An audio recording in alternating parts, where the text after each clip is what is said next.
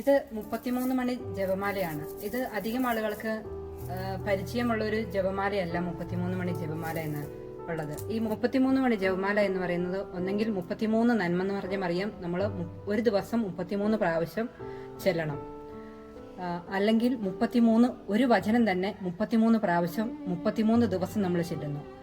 അതുമല്ലെങ്കിൽ 33 ലോകരക്ഷിതാവായ ഈശോയെ എന്നുള്ള ഒരു പ്രാർത്ഥനയുണ്ട്. അതും ഒരു ദിവസം 33 പ്രാവശ്യം 33 ദിവസമാണ് നമ്മൾ ഈ ജപമാല ഉപയോഗിച്ച് നമ്മൾ ചെല്ലുന്നത്. ഇത് മാതാവിന്റെ കാശുരൂ ഇട്ടാണ് കെട്ടിയേക്കുന്നത്. ഇത് കുരിശു ഇട്ട് കെട്ടും.